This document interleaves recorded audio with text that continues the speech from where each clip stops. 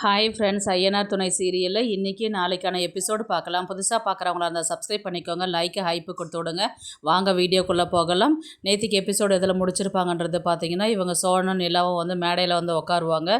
எல்லாருமே வந்து கிஃப்ட் கொடுக்கறதுக்கு மேலே ஏறி வரும்போது வந்து சோழன் வந்து என்ன சொல்லுவார்னா, அண்ணா நீங்கள் வாங்க நான் ஃபோட்டோ எடுக்கலாம் அப்படின்ற மாதிரி கூப்பிடுவார். உடனே மனோகர் வந்து அதை பார்த்துட்டு அவனுங்களை நிற்க வைக்கக்கூடாதுன்னு சொல்லிட்டு உடனே வாங்க வாங்கன்னு சொல்லிட்டு வேற ஒருத்தவங்க இவங்க என்னுடைய பிஸ்னஸ் பார்ட்னர் இவங்க கூட ஃபோட்டோ எடுத்துக்கோங்க, கிஃப்ட் வாங்கிக்கோங்கன்னு சொல்லிட்டு அவங்க 3 பேரும் நீங்கள் கொஞ்ச நேரம் தள்ளி நில்லுங்க அப்படின்ற மாதிரி சொல்லிட்டு நிற்க வைப்பாங்க. அப்படியே எபிசோடு முடிச்சிருப்பாங்க.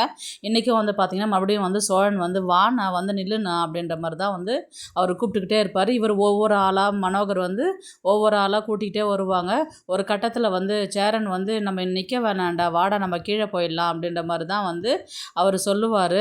ஆனால் இருங்க அப்படின்ற மாதிரி தான் சொல்லுவாங்க. அது மீறி அவங்க கீழே போயிடுவாங்க. அதுக்கப்புறம் வந்து பார்த்திங்கன்னா எல்லாருமே வந்து பேசும்போது ஒரு ஆள் வந்து கேட்டிருப்பார், இவங்க யார் வீட்டு ரொம்ப விழுந்து விழுந்து நல்லா கவனிக்கிறாங்களே அப்படின்னு சொல்லிட்டு கேட்டிருப்பார் இல்லைங்களா. நேற்று கூட நம்ம எபிசோடில் பார்த்துருப்போம் இல்லையா. அவர் வந்து கேட்பார், யாருமா இது அப்படின்னு சொல்லிட்டு தாஸோடைய ஒய்ஃப் கிட்ட தான் வந்து கேட்பாங்க. இவங்க தான் வந்து மாப்பிள்ளை வீட்டு ஆளுங்க, அவர் அண்ணன், அவருங்க மீதி 2 பேர் அவங்க தம்பி அப்படின்ற மாதிரி தான் வந்து சொல்லுவாங்க. நேத்திக்கு உங்கள் மாமனார் வந்து வீட்டு வேலை செய்கிறவங்கன்னு சொல்லிட்டு சொன்னாங்களேம்மா அப்படின்ற மாதிரி தான் வந்து சொன்னதுக்கு, ஐயோ அவங்கள சொல்லியிருக்க மாட்டாங்க, வேறு யாருன்னா சொல்லியிருப்பாங்க, நீங்கள் தப்பாக நினச்சிட்டு இருப்பீங்க அப்படின்ற மாதிரி தான் வந்து தாஸோடைய ஒய்ஃப் வந்து சொல்லுவாங்க. உடனே வந்து அவர் வந்து மனோகர் வந்து ஒரு மாதிரி முறைச்சிட்டு கீழே இறங்கி போவார். அப்படியே மனோகர் வந்து வெக்கப்பட்டு அப்படியே நிற்பார். அதுக்கப்புறம் வந்து பார்த்திங்கன்னா எல்லாருமே நின்றுட்டு ஃபோர்ஸ் கொடுத்துட்டுருப்பாங்க, கிஃப்ட் வாங்கின்னு இருப்பாங்க.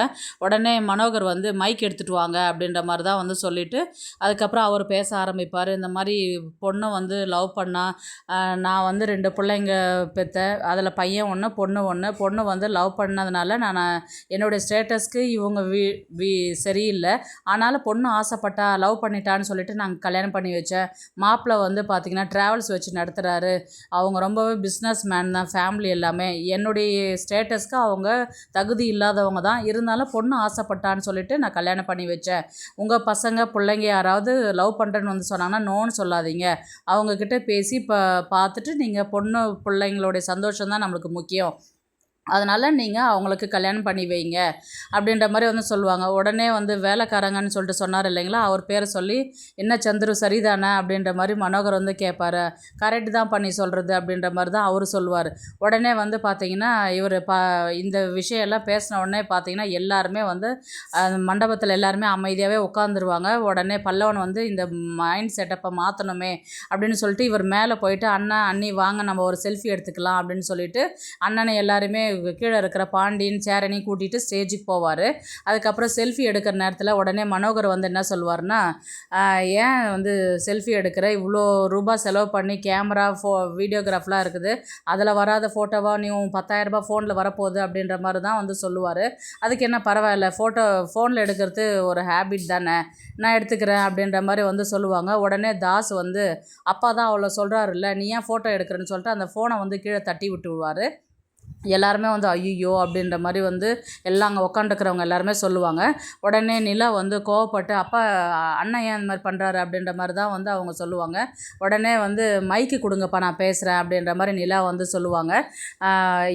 இவர் வந்து பேசுமா அப்படின்னு சொல்லிட்டு இவர் கொடுத்துருவார். உடனே தாஸ் வந்து என்ன சொல்லுவார்னா, ஏன்ப்பா அவகிட்ட மைக்கு கொடுத்தா அவள் எதனா உளறி வைக்க போகிறா அப்படின்ற மாதிரி சொன்னதுக்கு, எதுவும் உளறி வைக்க மாட்டாடா, எல்லாரும் ஆளுங்க இருக்கிறாங்கல்ல, எப்படி பேசணுன்றது அவளுக்கு தெரியும், அவள் பேச மாட்டா அப்படின்ற மாதிரி தான் வந்து சொல்லுவாங்க. நிலா வந்து ஃபஸ்ட்டு பேச ஆரம்பிக்கும் போது என்ன சொல்லுவாங்கன்னா, நான் இந்த வீட்டில் பெற்று வளர்த்து இன்றைக்கி இந்த நிலைமைக்கு கொண்டு வந்து விட்டதுக்கு எங்கள் அப்பா அம்மாவுக்கு நான் முதல்ல நன்றி சொல்லிக்கிறேன் அப்படின்னு இதெல்லாம் சொல்லுவாங்க. நான் தான் சொன்னேன் இல்லைடா, ஆளுங்க இருக்கிறாங்களா, டீசெண்டாக தான் பேசுவா, நீ ஒன்றும் பயப்படாத அப்படின்ற மாதிரி தான் வந்து மனோகர் வந்து தாஸ்கிட்ட சொல்லுவார்.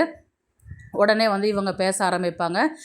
நான் வந்து லவ் பண்ணி தான் கல்யாணம் பண்ணேன், அப்பா வந்து ஒரு சில விஷயத்த வந்து உண்மையை சொல்லியிருக்கிறாரு, ஒரு சில விஷயத்த வந்து ரொம்பவே பில்டப் பண்ணி சொன்னார், அது என்னன்றது நான் கிளியர் பண்ணுறேன் அப்படின்னு சொல்லிட்டு மைக் வாங்கி பேச ஆரம்பிச்சிருவாங்க. அதுக்கப்புறம் இவங்க தான் என்னுடைய ஃபேமிலி, இவங்க வந்து அவருடைய அண்ணன், இவர் வந்து இவர் பாண்டியனுக்கு வந்து பார்த்திங்கன்னா இவர் தான் பிஸ்னஸ்மேன். எங்கள் வீட்டிலே வந்து பார்த்திங்கன்னா இவர் தான் மெக்கானிக் ஷாப் வச்சுருக்கிறார். இவர் தான் எங்களோடைய ஃபஸ்ட்டு தொழிலதிபர் இவர் தான் அப்படின்னும் போது எல்லார் முகத்துலையுமே சிரிப்பு வரும். அதுக்கப்புறம் எங்கள் வீட்டுக்கார் ட்ராவல்ஸ் எல்லாம் வச்சு நடத்தலை, டிரைவராக தான் வேலை செய்கிறாரு அப்படின்ற மாதிரி தான் வந்து இவங்க சொல்லுவாங்க. நான் தான் சொன்னேன் இல்லைப்பா அப்படின்ற மாதிரி தாசு வந்து மனோகரை பார்ப்பார். அதுக்கப்புறம் இவங்க தேனு வந்து அப்படியே கூனி குறுகி நிற்பாங்க. அடுத்தது வந்து எங்கள் ஃபேமிலி வந்து பார்த்திங்கன்னா மாத சம்பளத்துக்கு தான் போகிறாங்க. எல்லாருமே ரொம்ப சின்ன ஃபேமிலி தான். என்னுடைய விருப்பத்தின் பேரில் நான் என்னென்ன ஆசைப்பட்டு கேட்டனோ அதை அத்தனையுமே இவங்க எல்லாருமே எனக்கு சந்தோஷமாக செஞ்சு வைக்கிறாங்க. அது எனக்கு பிடிச்சிருந்தது. ஆனால் எங்கள் அப்பா வந்து பணக்காரர் தான், ஆனால் எனக்கு பிடிச்ச மாதிரி அவர் நடந்துக்கல. நான் வந்து படிக்கணும்னு ஆசைப்பட்டேன், ஆனால் அவர் என்னை ஒரு நல்ல காலேஜில் சேர்த்து விடல, ஒரு சுமாரான காலேஜில் சேர்த்து விட்டார். அதை மீறி நான் கோல்டு மெடல் வாங்கினேன். அப்போவும் அவர் வந்து என்னை மேலே வேலைக்கு போக சொல்லலை. ஆனால் எனக்கு வேலைக்கு போய் சம்பாதிக்கணும்னு எனக்கு ரொம்பவே ஆசை.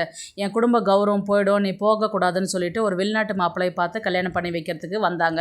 அங்கே போய் அவரை பார்த்துக்கின்னு குழந்தைய பார்த்துக்கின்னு என் லைஃப்பை நான் வேஸ்ட் பண்ண நான் விருப்பப்படல. அதனால் நான் வெளியில் போகும்போது தான் நான் சோழனை பார்த்தேன்.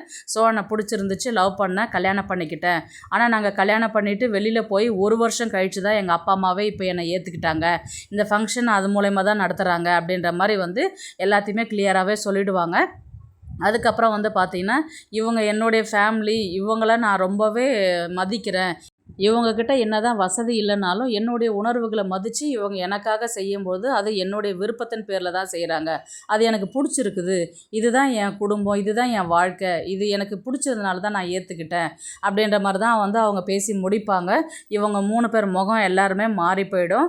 அதுக்கப்புறம் வந்து பார்த்திங்கன்னா அப்படி சொல்லுமா அப்படின்ற மாதிரி தான் வந்து நடேசன் வந்து சொல்லுவார். அதுக்கப்புறம் எல்லாருமே வந்து சூப்பராக பேசுனீங்க அண்ணி அப்படின்ற மாதிரி தான் பல்லவன் வந்து நிலாக்கிட்ட சொல்லுவார்.